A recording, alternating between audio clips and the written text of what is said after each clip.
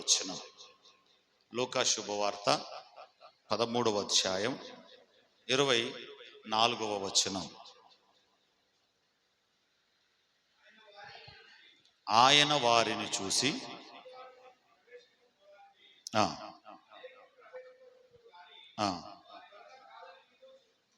ఆమేన్. ఈ మాట అందరం చదువుదాము. నాతో కలిసి మీరు అందరు చదవండి. ఆయన వారిని చూసి ఇరుకు ద్వారమున ప్రవేశింప పోరాడుడి.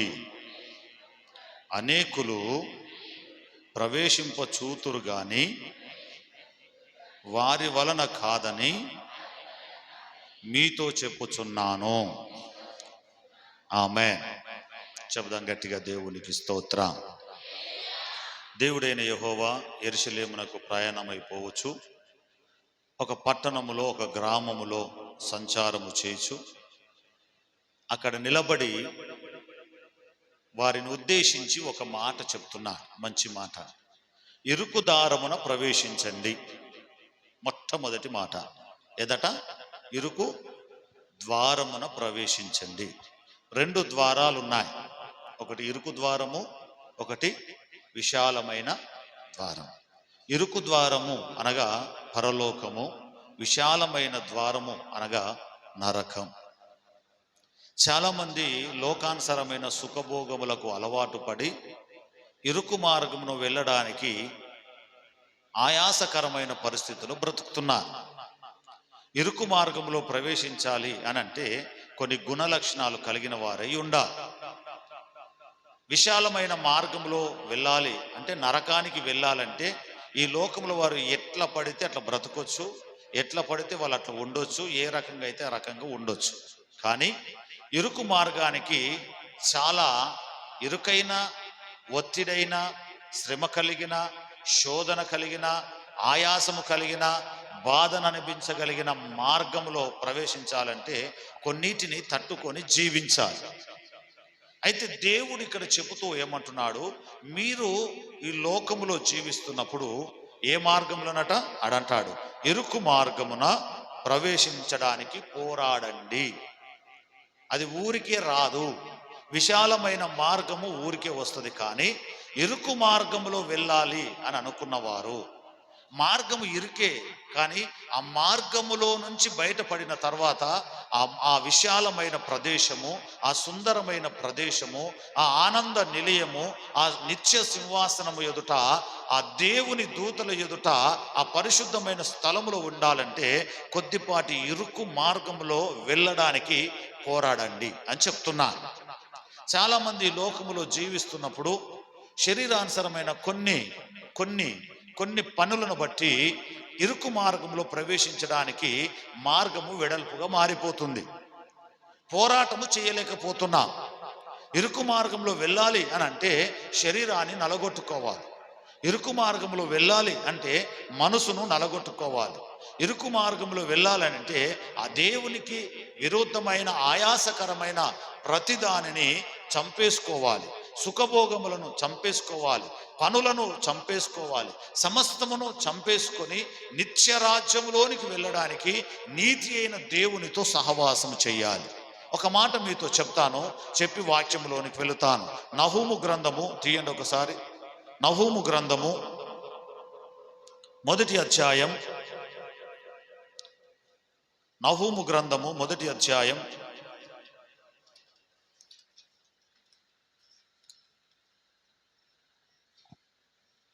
14వ వచనం.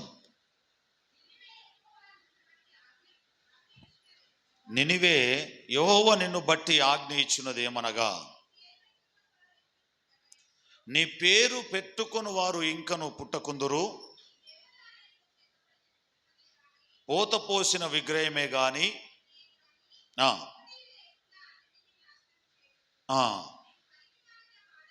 నీవు పనికి మాలిన వాడవు గనక. దొరికిందా మీకు? నహూము గ్రంథము 769వ పేజీ, 769వ పేజీ దొరికింది కదా. మీకా గ్రంథము తర్వాత హబక్కూకు గ్రంథము మధ్యలో. చిన్న గ్రంథాలు పేజీలు అతకపోయి ఉండొచ్చు, తీస్తేనేమో దొరుకుతుంది. అప్పుడప్పుడు పేజీలు అతకపోయి ఉంటాయి కాబట్టి దొరికాయి. మన పేజీలు ఎక్కడ దాకా అంటే ఆది కాండము, సంఖ్యాకాండము, కీర్తన గ్రంథాల కానీ పేజీలు ఓపెన్ అవుతాయి. హల్లెలూయా. దొరికింది కదా. 769వ పేజీ. నినియేవ పట్టణము గురించి మాట్లాడుతూ అక్కడ అంటాడు, నీవు పనికి మాలిన వాడవు గనక నేను నీకు సమాధిని సిద్ధపరచుచున్నాను అంటాడు. నినియేవ పట్టణము గురించి నహూము ప్రవచనము చెప్పక ముందుకు బైబిల్ గ్రంథంలో ఆ పట్టణము గురించి ఇంకో వ్యక్తి కూడా ప్రవచనము చెప్పాడు. ప్రవక్తగా ఆ పట్టణానికి వెళ్ళాడు. ఆయన పేరు ఏమైనా మీకు గుర్తుందా? నినియేవ పట్టణము గురించి ప్రవచించి నినియేవ పట్టణము గురించి మాట్లాడడానికి చెప్పడానికి నహూము కంటే ముందు ఇంకొక ప్రవక్త అక్కడికి వెళ్ళాడు. ఆయన పేరు ఏమైనా గుర్తుందా మీకు? యోనా. దేవుడు మొదట యోనాను పంపించాడు. యోనా నినియేవ పట్టణానికి వెళ్ళినప్పుడు అక్కడ జరిగిన పనిని బట్టి ఆ నినియేవ పట్టణము నాశనమును కోరాడు. దేవుని చేత మరలా ప్రేరేపించబడి ఆ పట్టణము నాశనం అవడం నాకు ఇష్టం లేదు గనక ఆ పట్టణము ప్రాయచిత్తము పొందునట్లుగా, ఆ పట్టణము పాపం నుంచి విడుదల పొందునట్లుగా నువ్వు వెళ్ళి ఆ పట్టణంలో నువ్వు చెప్పు నా మాటలు అని యోనాకు చెప్పినప్పుడు, యోనా వెళ్ళి ఆ పట్టణము గురించి చెప్పినప్పుడు వాళ్ళు ప్రాయచిత్తపడ్డారు, పశ్చాత్తాపడ్డారు, కన్నీళ్లు గార్చారు, గోనెబట్ట కట్టారు, తన పాపములను ఒప్పుకున్నారు, విడుదల పొందుకున్నారు. విడుదల పొందుకున్న తర్వాత నినియేవ పట్టణం ఆశీర్వదించబడ్డది. కానీ గుర్తుపెట్టుకోండి, ఆశీర్వదించబడ్డది. కానీ వారి తరము వెళ్ళిపోయిన తర్వాత ఎవరైతే యోనా వలన ఆశీర్వదించబడ్డారో, ప్రాయచిత్తపడ్డారో, పశ్చాత్తాపడ్డారో ఆ తరము వెళ్ళిపోయిన తర్వాత నూతన తరము వచ్చినప్పుడు, నూతన జనరేషన్ వచ్చినప్పుడు, నూతనమైన విధానం వచ్చినప్పుడు వారికి యోనా ఏ దేవుడి గురించి చెప్పాడో అది మర్చిపోయి అన్య విగ్రహాలను, పోతపోసిన విగ్రహాలను మరలా తెచ్చుకొని కూషు దేశంలో కలుగుతున్న విగ్రహారాధనను మరలా వాళ్ళు మొదలు పెట్టారు. దేవునికి విరోధంగా మొదలు పెట్టినప్పుడు దేవుడు రెండవసారి నహూముతో మాట్లాడి ఇప్పుడు చెప్తున్నాడు, ఇక నేను నినియేవ పట్టణాన్ని సహించేది లేదు, ఆ ప్రజలను సహించేది లేదు, ఆ జనాంగాన్ని నేను సహించేది లేదు. ఎందుకు అనంటే వారికి చెప్పి నేను ప్రవక్తను పంపి ప్రవక్త వారి దగ్గరికి వెళ్ళనంటే చాప కడుపులోనికి పంపించి 3 దినములుంచి అతనికి హితబోధ చేసి అతన్ని నేను ఆ దేశానికి పంపించి వారికి అన్ని విషయాలుగా నేను చెబితే ఆ ప్రార్థన, ఆ వాక్యము, ఆ అభిషేకము వారితోనే ముగించింది. పిల్లలకు నేర్పలే. వాళ్ళు ఏం చేయలేదు. పిల్లలకు అర్థమైంది కదా. తల్లిదండ్రులకు కాలములో శ్రమ వచ్చింది. యోనాను పంపించాడు. విడుదల పొందారు. విడుదల పొందిన తర్వాత అరే బాబు, దేవుని గాని విగ్రహాలను మనం పూజించినప్పుడు, పోత పోసిన దానిని మనం పూజిస్తే, ఒకసారి మా కాలములో ఇటువంటి శ్రమ వస్తే యోనాను దేవుడు పంపించి ఇబ్బందికరమైన పరిస్థితుల నుంచి విడిపించాడు. ఇక ఎన్నడూ కూడా కూషు దేశపు విగ్రహాలు మన దగ్గరికి రావద్దు అని పిల్లలకు నేర్పవలసిన తల్లిదండ్రులు పిల్లలు విచ్చలవిడిగా మారిపోతే వీళ్ళ పనిలో వీళ్ళున్నారు. వీళ్ళ తరం వెళ్ళిపోయింది, వృద్ధాప్యం వచ్చేసింది, పిల్లలు యవన దశకు వచ్చేసారు, తల్లిదండ్రులు ఆ మాట చెప్పడం బంద్ చేశారు. వీళ్ళు తిరిగి అన్య విగ్రహాలను తెచ్చుకొని, అన్యాచారాలను తెచ్చుకొని, శరీరానుసరమైన కార్యాలను తెచ్చుకొని పెట్టుకున్నారు. దీని వలన దేవునికి కోపం వచ్చి ఇప్పుడు ఏమంటున్నాడు, నహూముతో చెప్తున్నాడు, నేను ఎట్టి పరిస్థితిలో నినియేవ పట్టణాన్ని విడిచిపెట్టే ప్రసక్తే లేదు. ఆ మాట అంటాడు. చదవండి ఆ మాట. నిన్ను బట్టి ఆజ్ఞ ఇచ్చినది ఏమనగా,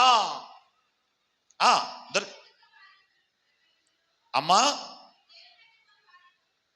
నీ పేరు నినియేవ పట్టణం అనే పేరు పెట్టిన వారు, చరిత్రకారులు చెప్పే మాట ఏంటంటే నినియేవ పట్టణం అనేది ఒకటి ఉందా అనే సంగతి కూడా చరిత్రకారులు మరిచిపోయే స్థితిలో దేవుడు నినియేవ పట్టణాన్ని నాశనం చేసిండు. నీ పేరు పెట్టుకున్న వారు ఇక ఎన్నడూ ఉండరు,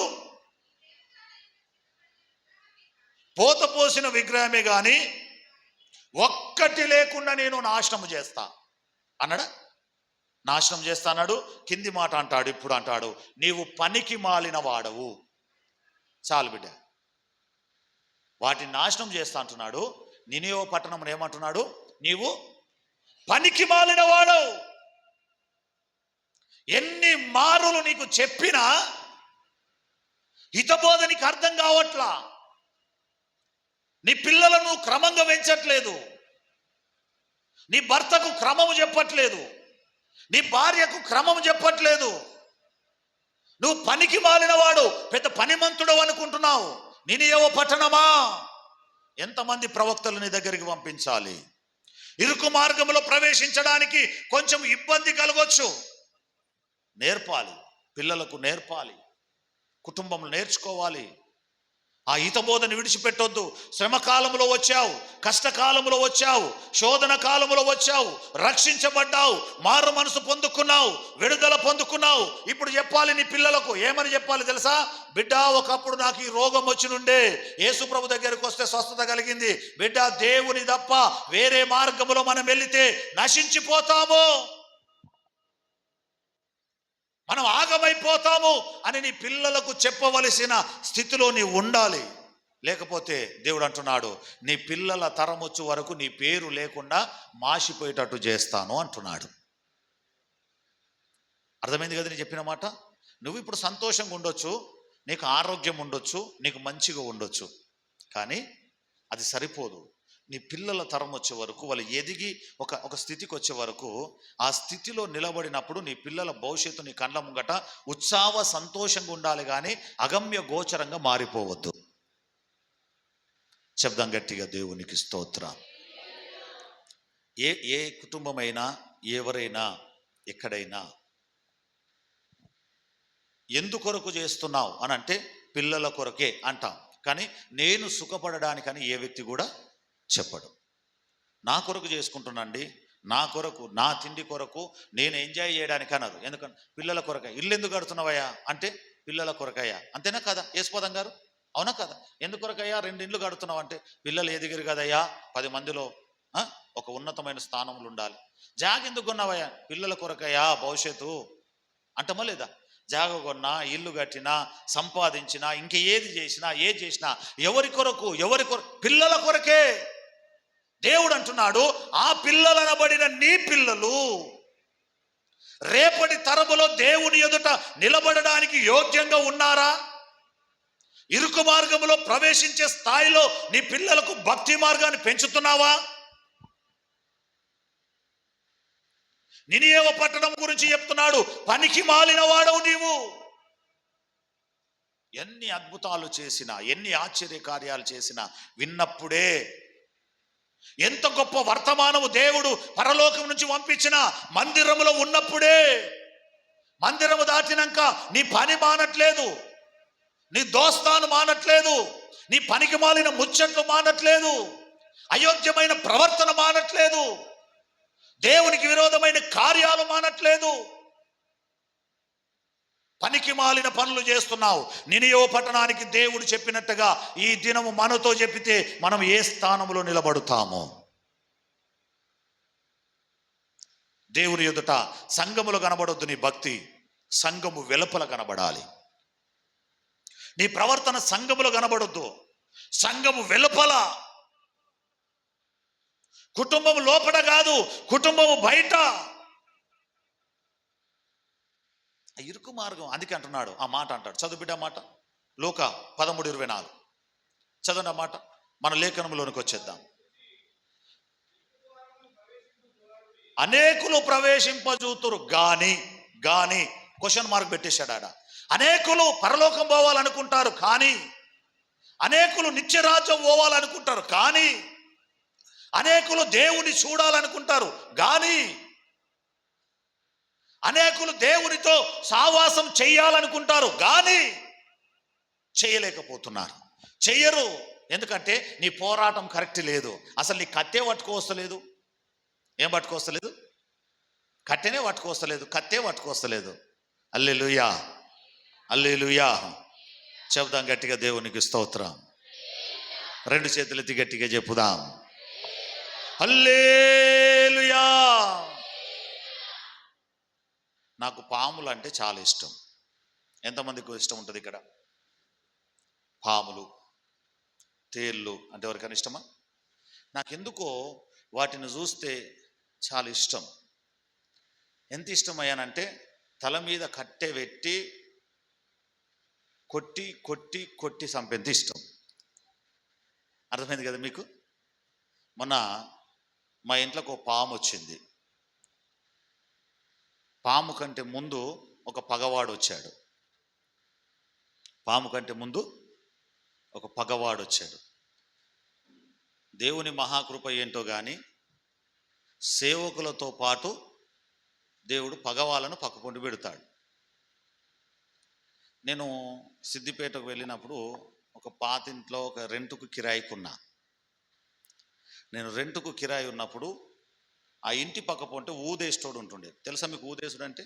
ఆదివారం శుక్రవారం నాడు తురకాయన ఊదేసి మంత్రాలు వేస్తాడు. ఏ పాస్టర్ వచ్చినా ఎందుకయ్యా గీడున్నావు, వేరే జాలకు తీసుకోకపోయినావు, ఒక సంవత్సరం తిరిగినా ఎక్కడ కూడా కిరాయి దొరకకపోతుండే. అప్పుడున్న బడ్జెట్ను బట్టి నా బడ్జెట్లో దొరకాలంటే దొరకకపోతుండే. తిరగంగా తిరగంగా తిరగంగా తిరగంగా ఆ ఇల్లు కాల్ చేసి ఇంకో ఇంట్లోకి వచ్చా. ఆ ఇల్లు ఎరకొల్ల గడ్డకుంటుంది అనమాట. పొద్దుగల లేసే పొద్దుమీక దాకా వాడు పందులను కడి చేయాలి, అమ్మాలి. అందరూ వచ్చారు. ఏమే జీవనం ఇంటి ముంగట ఏసు రక్తం పందులను పెట్టుకున్నాం. అది జరిపిన తర్వాత కొన్ని రోజులకు తిరగంగా ఇంకో జాలకు దొరికింది. అదేం గల్లీ అంటే కసాబ్ గల్లీ, తురుకుల గల్లీ. నా బ్రతుకు మీకు అర్థం కావడానికి చెప్తున్నా. ఎక్కడ పోయినా సేవకునితో ఎవడుంటాడు? ఓ పగవాడు ఉన్నట్టుగా.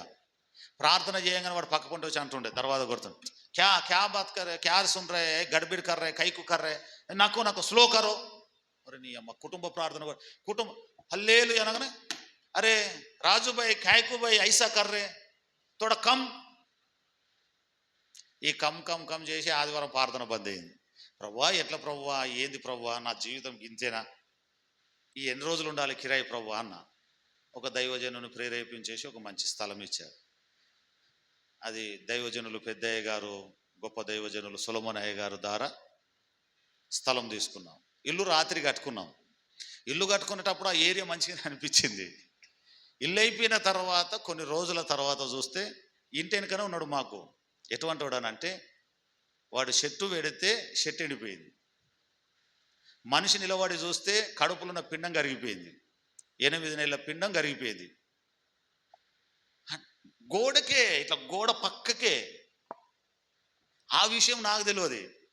ఇంటెనకోడు కాల్ చేసి వెళ్ళిపోయిండు, ఇంటి ముంగటోడు కాల్ చేసి వెళ్ళిపోయిండు, ఇటు ముంగటున్నోడు కాల్ చేసిపోయిండు. ఏం రా వీళ్ళందరూ కాల్ చేస్తారని. అన్నా మీకు తెలియదు, వాడు మంచోడు కాదు, కనబడితే వాడిని కంట పడ్డామంటే కథం చేసేదాకా వాడు ఇడిచిపెట్టాడు అన్న.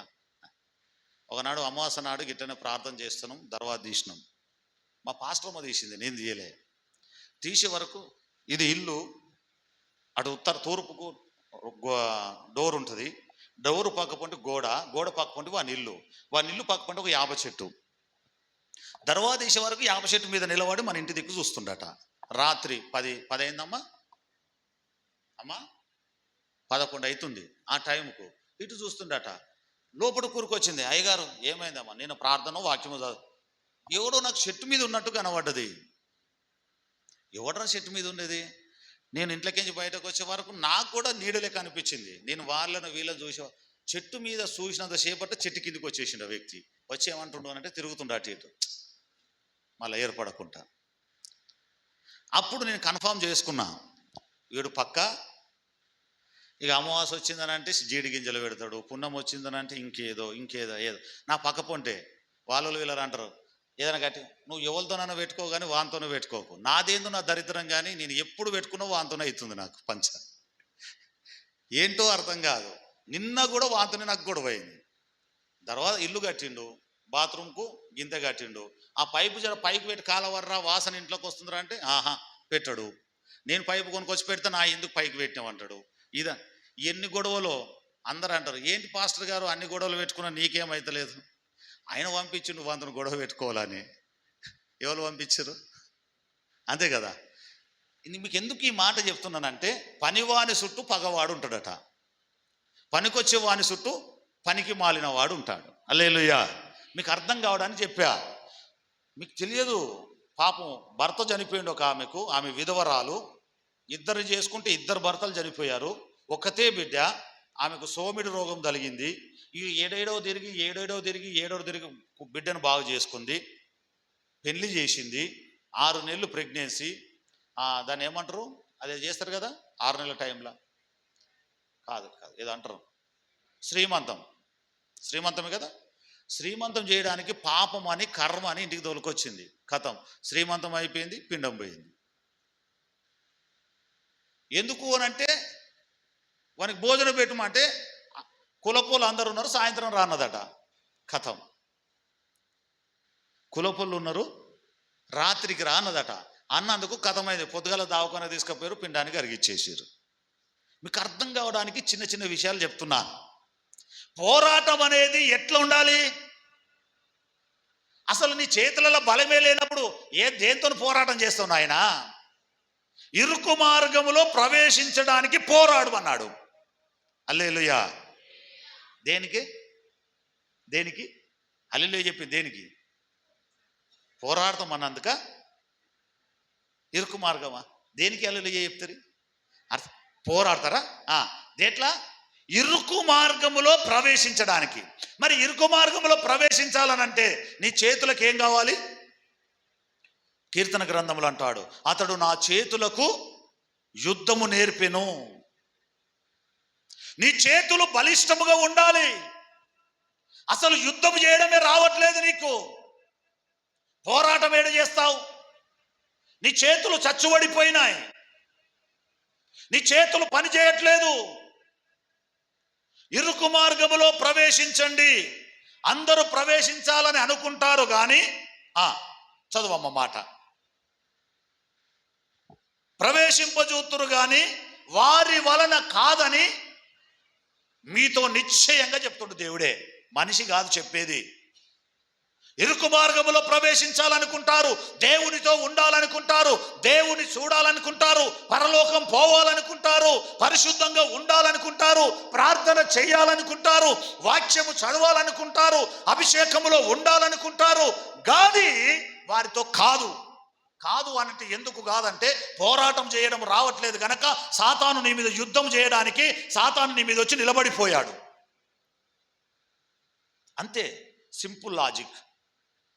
నువ్వు పోరాటం చేయడం ఎప్పుడైతే గట్టిగా నేర్చుకుంటావో, హల్లెలూయా హల్లెలూయా చెబుదాం గట్టిగా, దేవునికి స్తోత్రం. మా ఇంటికాడ కొన్ని ఎలుకలు ఉంటాయి, అరణ్య ప్రదేశం లెక్క ఉంటుంది కాబట్టి ఎలుకలు ఉంటాయి. గడుకో ఎలుక వస్తుంది అని చెప్పేసి ఆ గోడకి ఈ గోడకు మధ్యలో ఉందని చెప్పి నేను ఏం చేసిన అంటే ఈ గోడను మొత్తం మూసేసిన, గోడను పైదాకా మూసేసిన. ఇటు గోడను మూసేస్తే ముంగడికించి వచ్చుడు మొదలుపెట్టినాయి. ముంగడ గోడ మూసేసిన, ఆ లోపట ఉన్న ఎలుక బలమైనది. ఏం చేసింది తెలుసా? అటు మూసేసినాము ఇటు మూసేసినాం అని చెప్పి గోడ మధ్యలో నుంచి ఓలు చేసుకొని ముంగటికించి వచ్చుడు మొదలుపెట్టింది. ఏం కర్మ అయిపోయి ఈ ఎలుకలు పాడగాడని ముంగడ మూసేసిన, వెనకకించి ఓలు చేసుకొని వచ్చింది. 4 దిక్కుల ఓలు చేసింది. అప్పుడు నాకు అర్థమైంది ఏందనంటే, ఇది ఓలు చేసినప్పుడల్లా నేను సిమెంట్ వేసి మూసుడు కాదు, అసలు ఇదే బతకకుండా చేయాలని. అప్పుడు ఏం చేసిన అంటే కొన్ని సీసాలు కొనుక్కొచ్చి, కళ్ళు సీసాలు బీరు సీసాలు కొనుక్కొచ్చి అన్నీ వలగొట్టేసి లోపట వేపిచ్చేసి మీదికించి సిమెంట్ వేయించిన. ఏమైతుంది ఇప్పుడు? సీసా ఒకలకు తెగి సచ్చి 1.5 సంవత్సరం అయిపోయింది, 2 సంవత్సరాలు అవుతుంది, ఓలు చేస్తలేదు, వస్తలేదు. ఇప్పుడు ఏమైపోయినట్టు అది కదా? అసలు తెలవాలి కదా మనకు, ఎలుకను చంపే విధానం తెలవాలి. అది ఎట్లకించన్నా భార్య మంచిగా ప్రార్థన చేస్తుంది, నీ భర్త భార్య భర్తలు ఇద్దరు ప్రార్థన చేస్తారు, పిల్లలు మారుతే ప్రార్థన చేస్తారు, అత్త మామ. ఇది ఆ ఎలక ఎక్కడి నుంచైనా వస్తుంది. ఆ సాతానని ఎలక ఎక్కడి నుంచైనా వచ్చి నీ ఆశీర్వాదాన్ని గండి కొడుతుంది, నీ పరిశుద్ధతను గండి కొడుతుంది, నీ పోరాట ప్రతిమను నిలబెట్టేస్తుంది. ఎప్పుడైనా సినిమాలు చూస్తారా మీరు? సినిమాలు చూసిన ఉన్నారా? అబద్ధాలు ఆడొద్దు, దొంగ మాటలు చెప్పొద్దు. సరే, సీరియల్ టీవీలా మీరు సినిమా టాకీస్లో పోయి చూస్తారా అంటలే, మీ ఇంట్లో ఉన్న పెద్ద పెద్ద సినిమా టాకీస్లలో చూస్తారు. చూడరా, మనం పరిశుద్ధులు లెక్క కవర్ ఇచ్చుకున్నా కూడా అయ్యగారు ఎప్పుడైనా మన ఇంటికాడికి వచ్చినప్పుడు మన ఇంట్లో కనబడుతుంది. ఉందా లేదా రఫాయేల్ గారు? అది తప్పే లేదు, చెప్పొచ్చు 100%. అప్పుడో ఇప్పుడు టైంపాస్కో చూస్తాం, అది పాపమే. కానీ నేను క్షమించను, కానీ దేవుడు క్షమించాలని కోరుతా. అది పాపమే, కానీ మీకు అర్థం కావడానికి చెప్పా. సినిమాలు మీకు చూస్తే మీ అందరూ తెలుస్తుంది. ఒక విలన్ ఉండి అనుకో, వాడు తప్పించుకోవాలంటే ఏం చేస్తాడు తెలుసా? హీరోయిన్నో, హీరో మీదనో, హీరో అన్న మీదనో, తమ్ముని మీదనో, కొడుకు మీదనో, ఎవరినో దొరకబట్టుకున్న మీద ఏం పెడతాడు? కత్తి పెట్టి వీడు తప్పించుకుంటాడు. గుర్తుందా మీకు? సినిమాలలో చూశారు ఎప్పుడన్నా? వీడు తప్పించుకోవాలంటే ఏం చేస్తాడు? కత్తి పెట్టో, తుపాకీ పెట్టో. ఈ తుపాకీ ఈ కత్తి పెట్టే వరకు వీడు కొట్టాలనుకున్నాడు, చంపాలనుకున్నాడు, ఏం చేస్తాడు? అరే వదిలేరా భయ్, నేను కింద వాడేస్తాను. ఎందుకు? పుసుకుని నేనేమంటే వానేమన్నా చేస్తాడేమని. చూశారు కదా, రియాలిటీగా మీరు కనబడలేదా మీకు? మీరు ఇట్లా ఊపోద్దు, ఇట్టి నన్ను ఊపుండ్రి. అవునయ్య గారు చూసినామని. హల్లెలూయా. నేను ఒక సీరియల్ చూసా ఒకనాడు. దరిద్రానికి ఓ విశ్వాసుల ఇంటికి పోయి వరకు ఆమె సీరియల్ పెట్టింది. అయ్యగారు ఛాయ్ పోషిస్తున్నది, కూసోమన్నది. కూసున్నా కదా అని ఎదురుగా పెట్టారని చూస్తే ఆయన తుపాకీ బట్టి ఆమెను కొట్టనీకి పోయిండు. ఎవడో వచ్చి చేతులు ఇట్లా అన్నాడు. ఈ తుపాకీ గుండు పైకి పోయింది. పైకి పోతే పైన దానికి కొబ్బరి చెట్టుకు దాకి ఆ కొబ్బరి బొండు వచ్చేసి వీనికి తలిగితే వీని నెత్తి వలిగి నెత్తిలో ఉన్న మెదడు పోయి ఆడ కింద పడితే అది జీపు కిందకో కారు కిందకో పోయి అది స్కిడ్ అయ్యి అది కారు పడి కారులో ఉన్న కింద పడితే దాని మీదకించి ఇట్లా చూపించింది. చూపిస్తే ఈ తుపాకీ కొట్టినోని చేతు గిట్ల తలిగితే ఈ బుల్లెట్ ఓడే మళ్ళీ వీళ్ళందరిని హాస్పిటల్ తోలకపోయి వాళ్ళని హాస్పిటల్ చేర్చినాక హాస్పిటల్కి పోయినాక వీడు చచ్చిపోయాడు. అర్థమైంది మీకు? వీనికే తుపాకీలో తలిగింది గుండు, వీడికి ఇంతమందిని తీసుకుపోయి హాస్పిటల్ చేసిపోయి అంత ఓకేనా అన్నాక అప్పుడు కింద పడిపోతాడు వీడు. ఇది మీరు చూడనట్టున్నారు, సినిమాలన్నీ గిట్లనే ఉంటాయి. అర్థమైంది కదా మీకు? ఒకరిని తప్పించుకోవాలి అనుకున్నప్పుడు ఒకరిని ఏం చేస్తారు? ఎర వేస్తారు. వీడు తప్పించాలి ఎక్కడి నుంచి అనుకున్నప్పుడు ముంగట బలమైన వాడు ఉన్నప్పుడు ఆ బలమైన వాడి నుంచి తప్పించుకోవాలంటే ఒకని ఈనాడు కుటుంబాలలో జరుగుతున్నది అదే. భార్య మంచి ప్రార్థన పరురాలైతే సాతాను భర్తను ఎరగా వేస్తుంది. భార్య భర్తలు ఇద్దరు మంచి ప్రార్థన పరులైతే పిల్లలు ఎరగా మారిపోతున్నారు సాతానుకు. కుటుంబంలో ఎవరో ఒకరు ఎరగా మారి ఆ కుటుంబం ఏమైపోతుందంటే భక్తిలో ఉండి ఇరుకు మార్గములో ప్రవేశించవలసిన వారి జీవితాలు ఇత్తడిగా మారిపోయి విశాలమైపోయి విచ్ఛిన్నంగా మారిపోతుంది. వచ్చిన దానిని బట్టి సంతోషించొద్దు. స్థిరముగా నిలబడు వరకు దేవుని ఎదుట కావలి కాసిన వానిగా ఉండాలి. చెబుదామా దేవునికి స్తోత్రం. ఇరుకు మార్గములో ప్రవేశించాలనుకుంటున్నారు కానీ ప్రవేశించట్లేదు. ఎబ్రీయులకు రాసిన పత్రిక 12వ అధ్యాయం 4వ వచనం. ఎబ్రీయులకు రాసిన పత్రిక 12:4. త్వరగా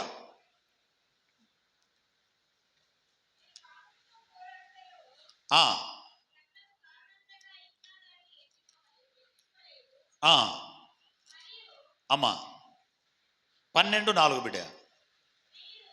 మీరు పాపముతో పోరాటములో ఇంకా దానిని మీరు ఎదిరింపలేదు అంటాడు.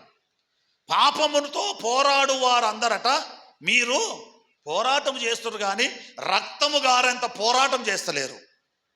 ఏదో మీది పోరాటం. హల్లెలూయా. ఏ పోరాటం చేస్తున్నారు? పాపముతోని. నిన్నొకటి కొడతా, నన్నొకటి కొట్టు. ఆదివారం ప్రార్థనకు నేను పోతా, శనివారం దాకా నీతో ఉంటా. మన పోరాటం రక్తము గారునంతగా పోరాటం చేయాలి సాతానుతో. వాడు ఓడిపోయేదాకా, నీకు దెబ్బలు తగిలేదాకా, ఎటువంటి పరిస్థితి అయినా సరే వెనకడుగు వేయకుండా వాడిని ఓడించేంత మట్టుకు నీ పోరాటం ఉంటే తప్ప నువ్వు ఇరుకు మార్గములు ప్రవేశించి నిత్య రాజ్యంలో నువ్వు ఉండలేవు. నీ ఇంటిలోనే సంపూర్ణమైన అభిషేకము కలిగినది లేదు. పోరాటం చేయవారు సరిగా లేరు. నీ భక్తి విచ్ఛిన్నమైపోతుంది.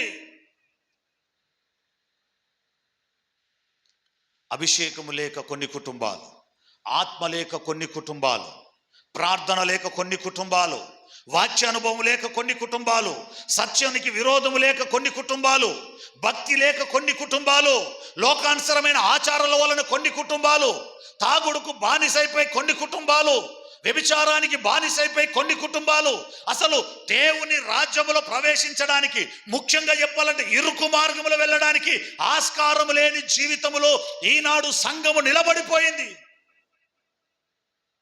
ఏ అనుభవం లేదు. అసలు వాక్య అనుభవం ఉందా? ప్రార్థన అనుభవం ఉందా? ఆత్మ అనుభవం ఉందా? అభిషేకమైన అనుభవం ఉందా? ప్రవచన అనుభవం ఉందా? నీ భక్తి దేవుణ్ణి గణపరిచేంత అనుభవం కలిగిన వాడిగా ఉంటున్నావా? ఎందులో పోరాటం ఉంది నీకు? దేనితో పోరాటం చేయట్లా? నీలో పోరాట ప్రతిమనే కనబడుతలేదు. హల్లెలూయా, హల్లెలూయా. సంఘముతో ఆత్మ చెప్పు మాట చెవి కలిగిన వాడు వినుగాక. ప్రకటన గ్రంథములు అంటాడు, ఆత్మ చెప్పు మాటలు చెవులున్నవాడు వింటాడు, హృదయం ఉన్నవాడు గ్రహిస్తాడు. ఇంకా మాట చెప్పాలంటే పరిశుద్ధుడు మేలు కొలుపు కలిగిన వాడై ఉంటాడు. హల్లెలూయా. రోమిల రాసిన పత్రిక 15వ అధ్యాయం 32వ వచనం.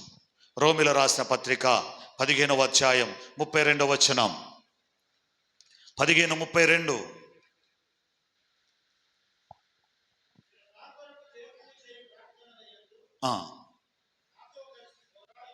రోమిల రాసిన పత్రిక 15:32. సహోదరులారా అనే మాట ఉంటుంది. సహోదరులారా, మీరు యూదయలో ఉన్న అవిధేయుల చేతిలో నుండి తప్పించబడి పరిశుద్ధులకు ప్రీతికరమగునట్లు మీతో కలిసి విశ్రాంతి పొందినట్లు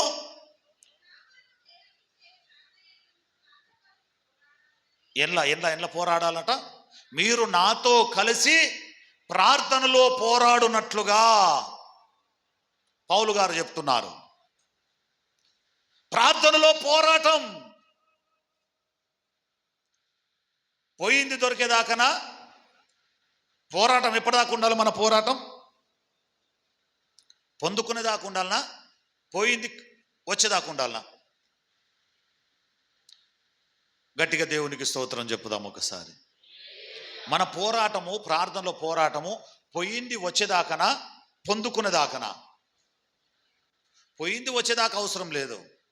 అసలు పోకముందుకే పొందుకునేదాకా నువ్వు పోరాటం చేయాలి. హోషేయ గ్రంథములు ఉంటుంది ఆ మాట. హోషేయ గ్రంథం 12వ అధ్యాయం 4వ వచనం. హోషేయ గ్రంథము 12:4. త్వరగా హోషేయ గ్రంథము 12వ అధ్యాయం 4వ వచనం.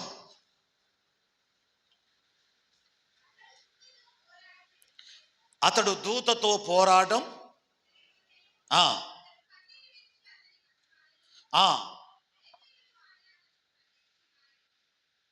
ఎవరండి ఈయన? దూతతో పోరాటం చేసింది ఎవరు? యాకోబు.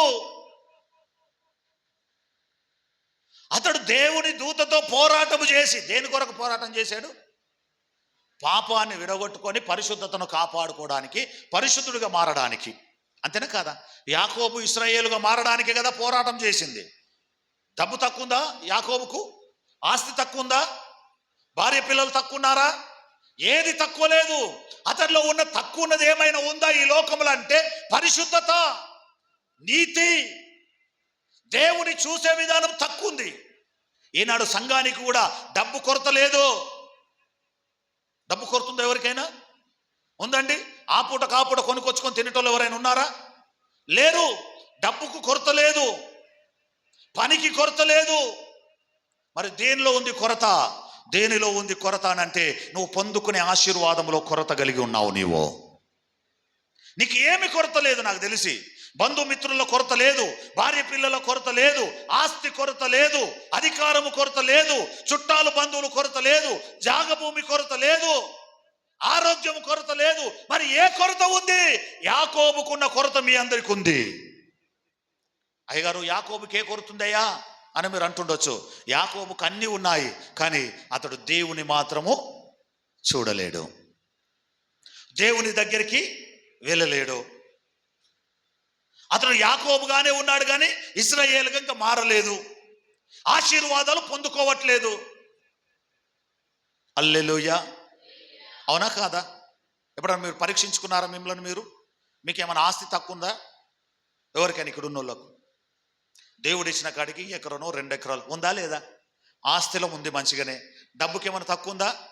డబ్బు కూడా ఉంది, ఎవరికి ఉన్నంత వారికి, దేవుడు ఎవరికి ఇచ్చినంత వారికి. ఉందా లేదా? డబ్బు ఉంది. బంధువులు చుట్టాలు ఏమైనా తక్కువ ఉన్నారా? ఒకటే కుటుంబం అయ్యా మాది అనేటోళ్ళు ఎవరైనా ఉన్నారా? బంధువులు చుట్టాల కొరత లేదు. ఆరోగ్యానికి ఏమైనా కొరత ఉందా? నాకు ఎప్పుడు చెప్పలే మీరు, అయ్యగారు నాకు జ్వరం వచ్చి 15 రోజులు వండుకున్నానయ్యా, పని అంత పోయిందని చెప్పిరా? ఎప్పుడు మీ నోటి నుంచి చల్లని మాట నాకేమొస్తుంది తెలుసా? అయ్యగారు పని ఉంది అంటారు, కానీ ఈరోజు ఫ్రీగా మంచం మీద వండుకున్నానయ్యా అని చెప్పేటోళ్ళు ఎవరైనా ఉన్నారా? ఉన్నామా? ఉన్నారా? చెప్పిరా ఎప్పుడన్నా మీరు? రఫాయలు చెప్పిరా ఈ ఒక 2 రోజులు మొత్తం రెస్ట్ తీసుకున్నాయా అని అంటారా? పని అంటమో లేదా? పని చేస్తున్నాం అంటమో లేదా? అయ్యో తప్పేముంది, చేసుకోవాలి. అంటే నేను ఎందుకు ఈ మాట చెప్తున్నానంటే, ఆరోగ్యం మంచిగా ఉంటేనే పని చేస్తాం. ఆరోగ్యం బాగలేకపోతే పని ఎట్లా చేస్తాం? చేయగలుగుతామా? అంటే మీకు ఆరోగ్యానికి కొరత లేదు, మీ ధనానికి కొరత లేదు. ఒకళ్ళ దగ్గరికి వెళ్ళి అప్పడుకొని వాడు వచ్చి మీ దగ్గరకు వచ్చి ఇంటికి తాళం వేస్తాము కడతావా లేదని కసిరికి గుంజే స్థాయిలో లేరు మీరు. అయ్యో వర్షాకాలం వచ్చింది, అందరూ పని చేసుకోవట్రీ, మేము ఇంటుండవట్రీ అనేంత స్థాయిలో లేదు. ఎకరనో, అద్దెకరనో, 2 ఎకరాలు పొలం ఉంది, ధనం ఉంది, పొలం ఉంది, ఆస్తి ఉంది. ఒక్కలైపోయినాము, ఒంటరిగా ఉండబడితే నలుగురు ఇండ్లకు పోయి ఒక 4 రోజులు అక్క దగ్గరకో చెల్లె దగ్గరకు పోదామంటే నాకు ఎవరు లేరు అనే స్థాయిలో కూడా లేరు. అక్కనో, చెల్లెనో, తమ్ముడో, అన్ననో, బావనో ఎవరో ఉన్నారో లేదా? అన్నీ ఉన్నాయి. మీకు ఉన్నాయా లేదా? నేను చెప్పిన దాంట్లో మన కొదువు ఉందా? ఉంటే చెప్పండి. మీ అందరికి నేనే తండ్రి స్థానంలో ఉన్నా, ఏం లేదు కదా? అందరికీ అన్నీ ఉన్నాయి. ఆరోగ్యం ఉంది, చేతి నిండా పని ఉంది, బీరువా నిండా డబ్బు ఉంది, బాయికాడ పొలం ఉంది, ఇంటికాడ ఇల్లు ఉంది, అన్నీ ఉన్నాయి. మరి ఏం కొదువు ఉంది మీకు? ఏమైనా ఉందా కొదవా? హలో, కుర్చీలో కూర్చుని అయ్యగలరు, ఉందా ఏమైనా కొదవా? ఏం తక్కువది? బంగ్లా తక్కువ ఉందా? మనం అందరము మరుసటికి రఫాయేల్ గారికి 2 బంగ్లాలు, చిన్న కొడుకోటి పెద్ద కొడుకోటి బంగ్లా, వీళ్ళకి పాతిలో వచ్చేటట్టు మనం అందరం ప్రార్థన చేద్దాం. యేసునామములో అది జరుగును గాక. ఏమయ్యా మీకు ఎవరికి ఇష్టం లేదా ఏమి? మన గురువారం వాళ్ళ ఇంటినయ్యా ప్రార్థన, చికెన్ పెడతాడు, ఆమెననుర్రి అనుర్రి, ఆ చికెన్ కొరక నన్ను ఆమెనని. ఏం కర్మకు వచ్చి ఇప్పుడు అనవసరంగా బంగ్లా అంటే చికెన్ అనబట్టే పప్పు విప్పు పెడదామంటే మనసులో అనుకుంటున్నాను. హల్లెలూయా. లేదు లేదు లేదు, నా నా నా నా నా హృదయ వాంఛ, నా హృదయ కాంక్ష ఎట్టి పరిస్థితిలో దేవుని మహాకృపను బట్టి మరుసటికి దేవుడు ఆ కుటుంబానికి గొప్ప బంగారం అటువంటి ఇల్లు ఇచ్చునుగాక. ఉండాలి, మీరందరూ అభివృద్ధి చెందాలి, మంచి మంచి మంచి బిల్డింగ్లలో ఉండాలి, మంచి మంచి కార్లు వాడాలి, మంచి బట్టలు వేసుకోవాలి, ఉన్నతమైన స్థానంలో ఉండాలి. అదే నా ఆశ. ఎవ్వరు తక్కువ ఉండొద్దు, కొరత అనేది మీ జీవితంలో ఉండొద్దు. నేను ఒకటే ప్రార్థన చేస్తా, ప్రభువా నా సంఘమును ఉన్నతమైన స్థానంలో ఉంచు ప్రభువా అని ప్రార్థన చేస్తా ప్రతి నిత్యం. నా నోటికి వచ్చేది అదొక్కటే ప్రార్థన. ఏ బిడ్డ కూడా కొరత కలిగి ఉండొద్దు. లేదయ్యారు అని వారి నోటి నుంచి నేను వినొద్దని ప్రార్థన చేస్తా ఎప్పుడైనా. ఎట్లుండాలి అని అంటే ఒకటే ఆశ. చెప్పిన గుర్తుందా మీకు? ఒక 2 ఏళ్ళ 3 ఏళ్ళ కిందనే చెప్పిన, మీరు అందరూ మందిరానికి వస్తే ఎట్లా రావాలన్నా, ఈ గ్రౌండ్ అంతా కార్లతో నిండిపోవాలి. నేను ఏ ఇంటికాడికి వచ్చినా నెత్తికి తగిలినట్టు ఉండొద్దు మొగరాలు. ఎట్లుండాలి? ఫ్యాన్లు చేతికి తగిలినట్టు ఉండొద్దు. ఎట్లుండాలి? సోఫాలో కూర్చొని ప్రార్థన చేసి మంచి బయటకు వచ్చినట్టుగా ఉండాలి. అది నా ఆశ. అవునుగాక. అందాం అందరం అందాం ఆమేన్. వర్ధిల్లాలి. మీరు ఆ విధంగా వర్ధిల్లాలంటే మీరందరూ ఇరుకు మార్గంలో ప్రవేశించినట్లుగా ప్రార్థన చేయాలి. అంతే కదా? మన దేవుని దగ్గర ఏ కొరత లేదండి. సమృద్ధిగా ఇచ్చే దేవుడు, ఆశీర్వదించే దేవుడు, అభివృద్ధి పరిచే దేవుడు. హల్లెలూయా. లేదు, కాదు, చెయ్యలేను అనే మాట మన తండ్రి దగ్గర లేదు, ఆ డిక్షనరీలో లేదు. నువ్వు అడుగు ప్రతి దానిని హృదయాంతరంగంలో నుంచి అడిగితే సంపూర్ణంగా పొందుకుంటావు. హల్లెలూయా, హల్లెలూయా. చెబుదాం 2 చేతులు పైకెత్తి గట్టిగా హల్లెలూయా. ఇప్పుడు వచ్చేద్దాం. ఏందట? ఏం కొదువు ఉంది యాకోబుకు? ఏం కొదువు ఉంది? భార్యలున్నారు, దాసీలున్నారు, పిల్లలున్నారు, గొర్రెలున్నాయి, మేకలున్నాయి, పనివారున్నారు, ధనం ఉంది, బలం ఉంది. బలగం మీకు తెలుసో లేదో, ఎట్లనట అతని ఆస్తి గాడిదల మీద వేసి తీసుకొని పోతే కూడా గాడిదలు మొయ్యలేనంత బరువు ఉందట ఆస్తి. అయినా అటువంటి యాకోబే ఏం చేస్తుండయ్యా? ఏం చేస్తుండు?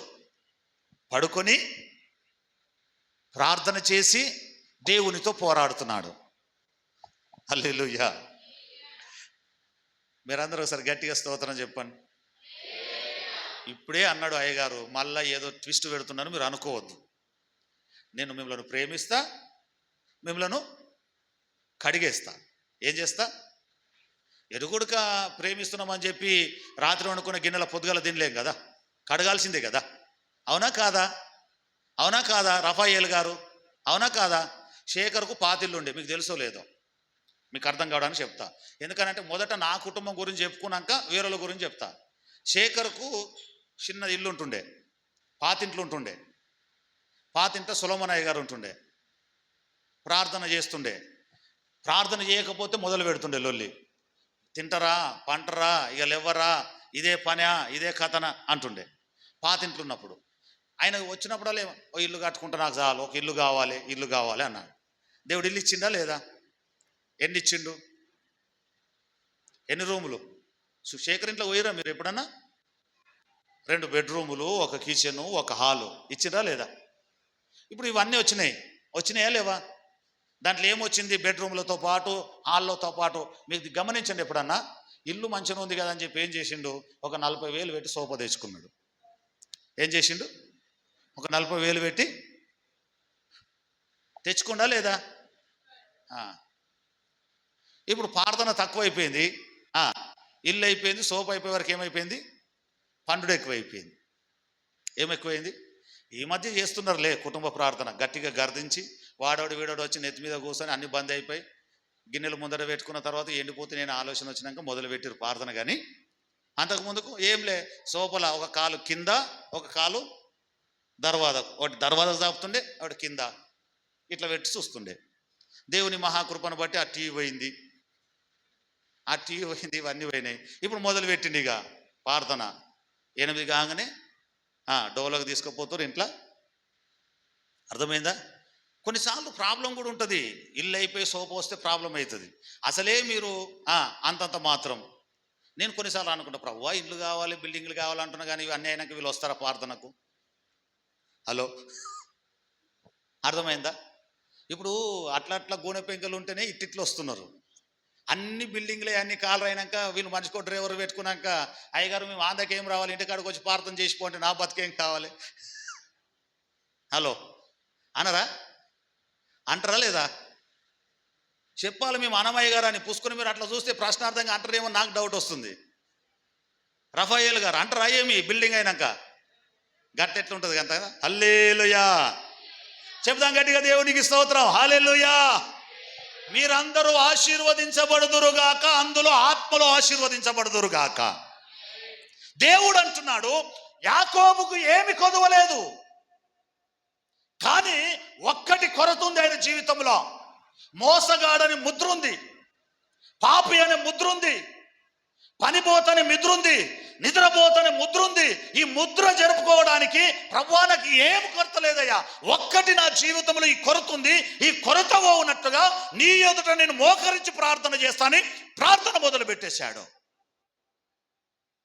మనకు తెలుస్తుంది అన్నీ ఉన్నాయి మీ జీవితంలో, కానీ ఒక్కటి కొరత ఉంది. అక్కడ అంటున్నాడు, ఇరుకు మార్గంలో ప్రవేశించదురు అందరు అనుకుంటారు కానీ, పోరాటం చేస్తారు కానీ ప్రవేశించలేరు, ప్రార్థన చేస్తారు కానీ ఫలితం పొందుకోలేరు, ఆత్మలో ఉంటారు కానీ అభిషేకం పొందుకోలేరు. ఈ గాడి అనే మాట పోయి సంపూర్ణం కావాలి యేసు నామములో. పెద్ద సంఘం కానీ, సీనియర్ సంఘం కానీ, సీనియర్ విశ్వాసి కానీ, ఈ కానీ అని వచ్చిందని అంటే ఖతమైపోయినట్టే నీ భక్తి.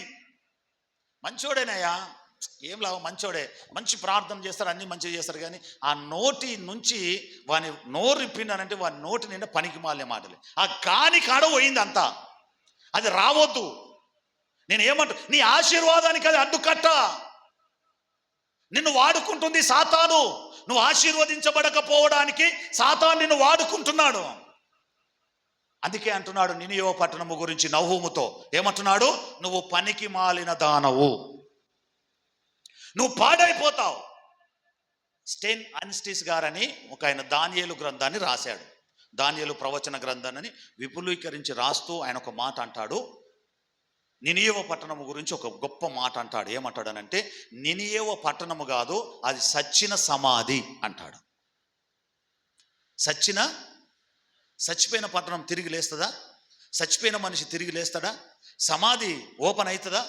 మనం చేస్తే తప్ప అది ఓపెను కాదు. నినియో పట్టణం ఎటువంటిదటనంటే చచ్చిపోయిందిగా, కొనపానం కూడా లేదు.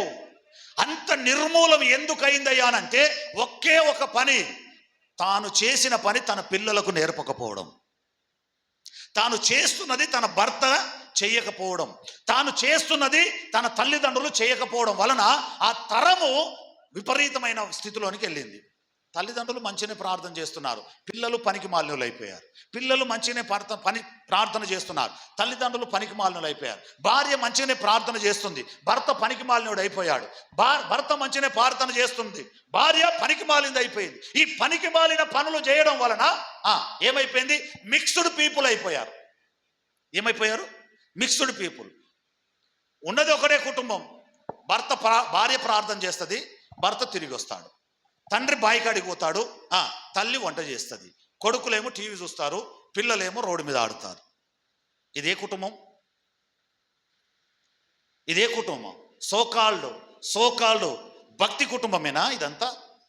పరిశుద్ధమైన కుటుంబమేనా ఇదంతా? పరిపూర్ణమైన కుటుంబమేనా ఇదంతా? ఆదివారం నాడు దేవుడైన యెహోవా బల్రకు, ఎడ్లకు, ఏ దానికి కూడా ఏం చేయలేదట? విశ్రాంతి దినమున వాటికి నీళ్లను కూడా పోయలేదట. ఏం నేర్పుతున్నావు నీ పిల్లలకు? నువ్వు చేసే ప్రార్థన వలన నీ భర్తకు నేర్పాలి కదా. భార్య కూడా గురువే భర్తకు, భర్త కూడా భార్యకు గురువే, చెప్పాలి కదా. ఒక తరం వెళ్ళిపోయిన తర్వాత రాబోయే తరము భక్తి లేకపోతే అది విగ్రహారాధన సంఘములో నిలబడిపోతుంది.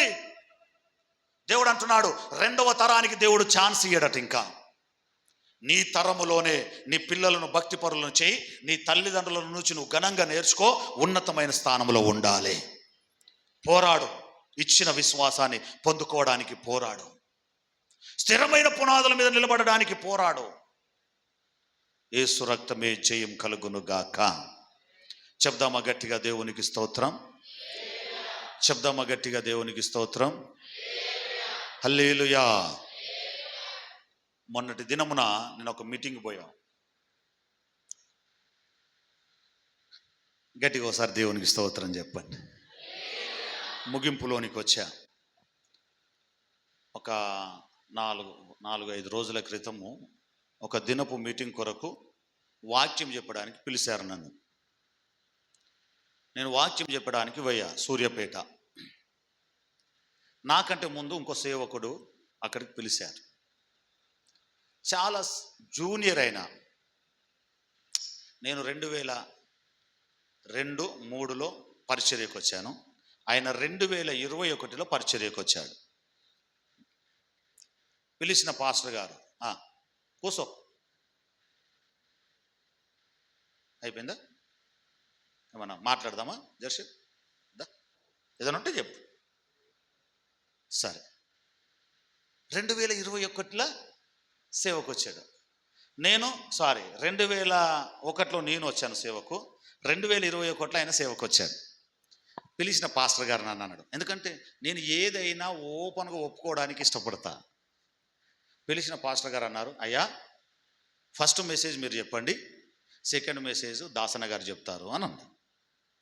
నేను ఆయనతో అన్నా, అయ్యగారు చిన్న పిల్లగాడు కదా, 1-2 సంవత్సరాలు అయింది కదా పరిచర్యకు వచ్చి, ఆయన ముందు చెప్పమను, తర్వాత నేను చెప్తా అని అన్నా.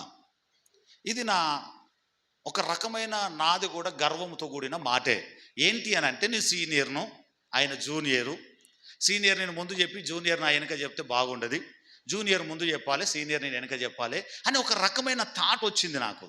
అది పాపమే, అది దేవుని ఎదుట క్షమించగలిగిన పాపమే, దేవుని దగ్గర నేను ఒప్పుకున్నా. ఆ మాట చెప్పా.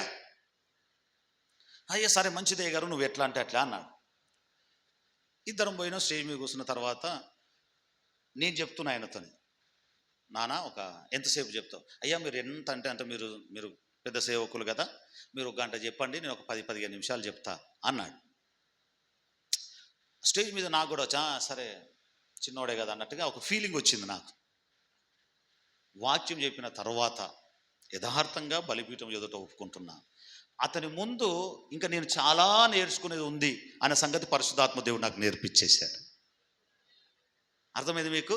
ఆయన చెప్పిన వాక్య విధానము చూసిన తర్వాత ఇంకా 20 సంవత్సరాల నా సేవా జీవితంలో ఇంకా నేను నేర్చుకునేది చాలా ఉంది. 2 సంవత్సరాలు కానీ ఆయన ఒక మాట చెప్పాడు, ఒక మాట, పరిశుద్ధుడు అలంకరణ కలిగి ఉండాలి, అది దైవభక్తి కలిగిన అలంకరణ కాదు, క్రీస్తును ధరించుకున్న అలంకరణ కలిగి ఉండాలని చెప్పాడు. క్రైస్తవుడు కాదట, పరిశుద్ధుడు అన్నాడు.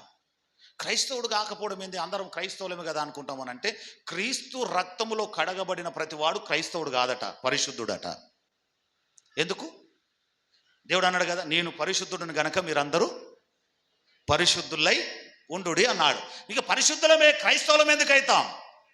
క్రీస్తుని ఎరిగిన తర్వాత, రక్తంలో కడగబడిన తర్వాత ఎవరో మనమంతా పరిశుద్ధులమే. కాబట్టి ఆయన పరిశుద్ధుడు గనక పరిశుద్ధులం.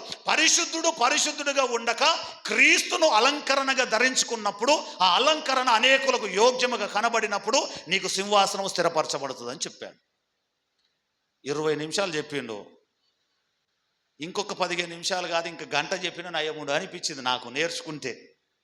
చెప్పి కూర్చున్న తర్వాత అన్నం తినేటప్పుడు 2 చేతులు పట్టుకొని, తమ్ముడు నన్ను క్షమించు, నా గురించి ప్రార్థన చేయని ఆయనతో ప్రార్థన చేయించుకొని భోజనం చేసిన. హల్లెలూయా. నేను ఒప్పుకుంటా, నా దగ్గర ఏదైనా మిస్టేక్ జరిగిందంటే ఎట్టి అన్నా మీరు లేదు తమ్ముడు, నువ్వు చెప్పు, నువ్వు అయితే ప్రార్థన చేయి. లేదన్నా నేనే మోకరించా, నువ్వే ప్రార్థన చేయి. లేదు నేనే మోకరిస్తున్నా, నువ్వు ప్రార్థన చేయి నా గురించి చెప్పి ప్రార్థన చేయించుకొని, నేను ఒక చిన్న అంతర్గతముగా హృదయాంతరంగములో ఒక మాట అనుకున్నా. దాని వలన పరిశుద్ధాత్మ దేవుడు బలిపీఠం ఎదుట నాతో మాట్లాడాడు. నన్ను మన్నించు అని చేతులు పట్టుకొని క్షమాపణ కోరా. హల్లెలూయా. దేవుని చిత్తం అయితే ఆయనను ఒకసారి పిలుస్తా. సేవ అనుభవం చిన్నదే, చాలా చిన్నది. వాళ్ళ అమ్మకు మంత్రాలు వస్తాయి, వాళ్ళ నాయనకు మంత్రాలు, వాళ్ళ తాతకు మంత్రాలు. అందులో జన్మించాడు ఆయన. దగ్గర 200 మందిని చంపిండాడు వాళ్ళ తాత. ఆయనను కొలుపులలో ఇదంటారు కదా, బాలమ్మ ఎల్లమ్మను పెట్టిట ఆయన. ఆ విద్యకు సంబంధించిన వ్యక్తి, ఆ కుటుంబం. ఈయనకు రక్తవాంతులు అవుతున్నాయి, ఇక చనిపోయే స్థితి. అటువంటి టైంలో దేవుడు పిలిచాడు, పిలుపును బట్టి సేవకు వచ్చాడు, పరిచర్యలో పడ్డాడు. సంవత్సరానికి 40 రోజులు ఉపవాసం ఉండి ప్రార్థన చేస్తాడు. ఐపీఎస్సి విజయవాడలో బైబిల్ ట్రైనింగ్ చేశాడు 2019-20లో. వచ్చిన తర్వాత ప్రార్థన సేవ స్టార్ట్ చేద్దామంటే కరోనా స్టార్ట్ అయిపోయింది. కరోనా అయిపోయిన తర్వాత సేవ స్టార్ట్ చేశాడు. దేవుని మహాకృపను బట్టి 60-70 మంది విశ్వాసులు అయిపోయారు. ఆయనను విలువాలని సాక్ష్యం కొరకు ఆయన పిలిచాడు, వాక్యం కొరకు నన్ను పిలిచాడు. ఆయన సాక్ష్యము, ఆయన వాక్యం విన్న తర్వాత ఇంకా నా జీవితంలో నేర్చుకున్నది 100 ఉంది. ఇంకా నేను ఒకటే స్పూన్ కాడు ఉన్నా అని నేను అనుకున్నా. హల్లెలూయా. చెబుదామా గట్టిగా? దేవుని ఎదుట ఎవ్వడు విర్రవీగడానికి లేదు. ఏమి కూడా మన దగ్గర ఏమీ లేదు. హల్లెలూయా. నువ్వు పోరాడవలసిందే సత్యదాకా. అన్ని ఉన్నదా యాకోబే ఏమంటున్నాడు? ప్రభువా, ఆస్తి ఉంది, భార్య ఉంది, పిల్లలు ఉన్నారు, సంతానం ఉంది, ధనం ఉంది, బంగారం ఉంది, వెండి ఉంది, గొర్రెలు ఉన్నాయి, గాడిదలు ఉన్నాయి, మేకలు ఉన్నాయి, గుర్రాలు ఉన్నాయి, అన్నీ ఉన్నాయి. కానీ మంచి పేరు లేదు నాకు. ప్రార్థన పరుడని పేరు లేదు, వాక్యం చదువుతాడని పేరు లేదు, అభిషేకం కలిగిన వాడని పేరు లేదు. అన్య భాషలు మాట్లాడుతాడనే పేరు లేదు. సంఘ క్రమంలో ఉంటాడనే పేరు లేదు. నిలబడి ఆరాధన చేస్తాడనే పేరు లేదు. మొఖాల ప్రార్థన చేస్తాడనే పేరు లేదు. నా పేరును మార్చు. నిద్రపోతన పేరును మార్చు. తిరుగుబోతన పేరును మార్చు. ప్రార్థనకు రాని దొంగన పేరును మార్చు. తిట్టుబోతున్న పేరును మార్చు. నేను ఈ ఈ ఈ స్థితిలో నుంచి నేను యెరూషలేములకు పోవాలనుకుంటలేను. ఈ పరిస్థితిలో నుంచి ఇజ్రాయేల్ దేశానికి పోవాలనుకుంటలేను. నా అన్నను ఎదుర్కోవాలనుకుంటలేను. నేను మార్పు చెందిన వాడనై అన్నను ఎదుర్కోవాలి. మరి ఎట్లా? పోరాడుతున్నాడు దేవునితో. పోరాడుతున్నాడు. దేవుని దూతలు వచ్చి అంటుంది, ఏం కావాలి చెప్పు, నాకు ఏమిలే, నా పేరును మార్చేసే గంతే. ఏం చేయి? అన్నీ ఉన్నాయి, నా పేరును మార్చేయి. ఆ పేరు మార్పు కొరకు దెబ్బలు పడ్డాడు. తుంటినరం ఇరిగిపోయేంత దెబ్బలు పడ్డాడు. బైబిల్ గ్రంథం చదివాం కదా మనం. ఏదట? రక్తము గారునంతగా నువ్వు ఇంకా పోరాటం చేయట్లేదన్న మాట ఉందా? ఇదే. తుంటినరం ఇరిగిపోయింది, కాలు లేవొస్తలేదు, అయినా పాదాలు పట్టుకొని వదులుతలేడు. ఈ నింద పోవాలి నాకు, సంఘములో నాకు ఈ నింద పోవాలి, నన్ను ఒక పేరు పెట్టి పిలవాలి. ఉదయకాలం అవుతుంది, దేవుని దూత వెళ్ళిపోయే సమయం వచ్చింది. ఇడువురా నాయన, ఇడువ ప్రభువా, ఏం కావాలి? పేరును మారు.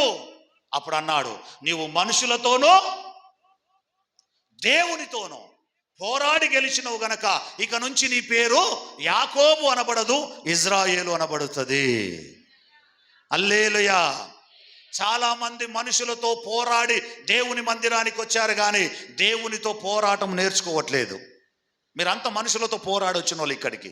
దేవుని సంఘానికి వచ్చిన వాళ్ళనంటే మనుషులతోని, కులముతోని, గోత్రముతోని, మన చుట్టుపక్కల ఉన్న వాళ్ళతోని, బంధువులతోని, బొట్టు లేదని, బోనము లేదని, వీళ్ళు యేసు మతపులని, వీళ్ళు మన చుట్టాలకు రారని, పెళ్లిళ్ళకు రారని, దావతులకు రారని అవమానించే పరిస్థితిలో పోరాడి గెలిచి వచ్చారు. ఇక్కడికి వచ్చినాక ఏమైపోయింది మీ పోరాటం? ఈ పోరాటం ఇక్కడ నుంచి ఆగొద్దు. ఈ పోరాటము దేవునితో పోరాడి సత్యాన్వేషలో నీ పేరు మార్చుకునే స్థితి దాకా నువ్వు పోరాడాలి.